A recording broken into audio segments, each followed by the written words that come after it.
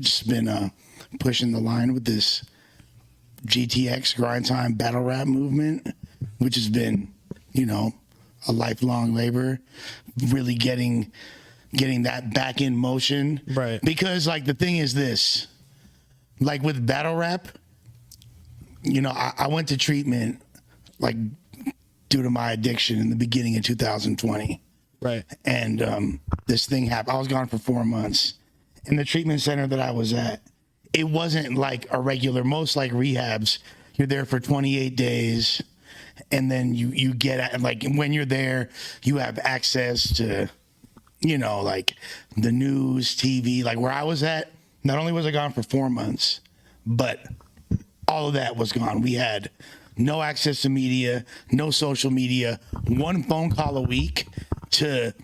One phone call a week for 10 minutes. It was monitored by a staff member, and it was with someone that the counselor chose. So for me, I could either talk to my girl, my mom, my dad, or my brother, and that's it. One of my brothers, and that's it. So that's the only. We had no idea what was going on in the world. My sobriety date is February 3rd, 2020. My last day of using it when I went into detox, February 2nd, 2020. Wow. And this little thing happened in March called the pandemic, and that so the whole world is like going through this huge. That was pretty crazy.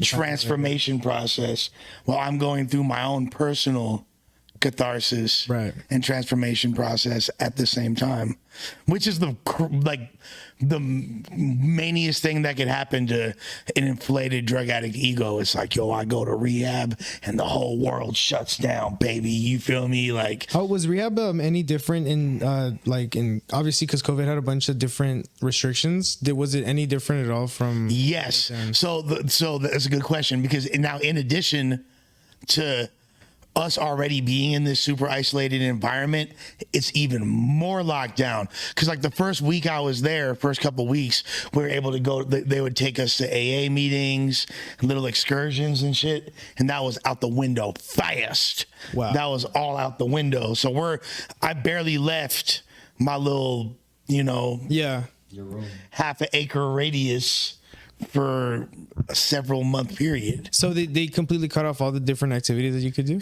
Pretty much, like anything. At the very end, we got to go to, because I was in Texas. I was in Manor, Texas, which is outside of Austin. By the very end, we got to go to one little like creek thing or whatever, one little lake thing or whatever. And then we went to Whataburger afterwards, which was like a huge treat. Like, yeah, was it good though? We're going to Whataburger. Whataburger is but it looks kind of gross. I heard about it on the pod yesterday too. It definitely hits the speezy. And you know what? I love my Tejanos, but I don't give a fuck. Y'all can run up on me if you want. In-N-Out is smashing on Whataburger. Absolutely. It's not even close. Y'all are tweaking if you disagree. Spencer, but nah. No, you're right, bro. The burger looks like Sloppy Joe's. So one of my first actual jobs was at Whataburger too.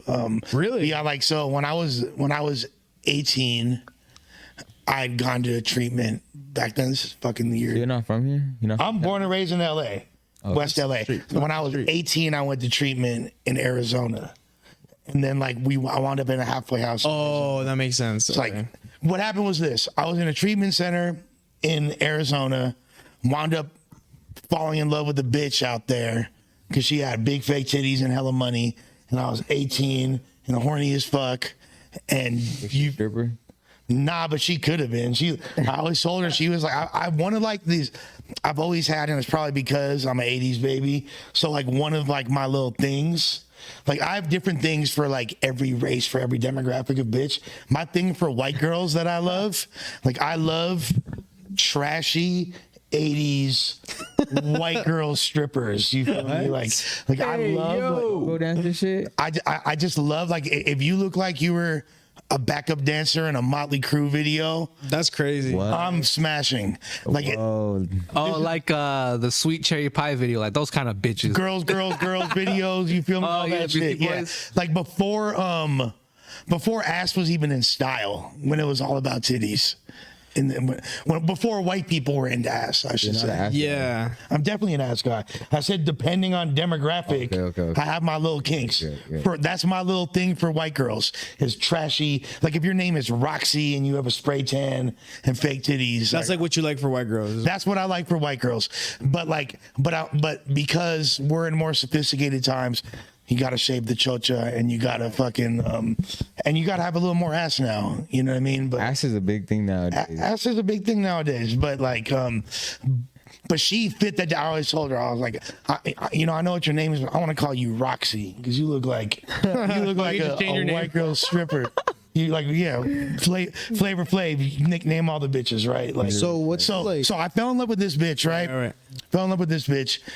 Wound up going to the aftercare facility that she was at. Got kicked out of there for fucking with her. Damn. Then they sent me to like a super strict Damn.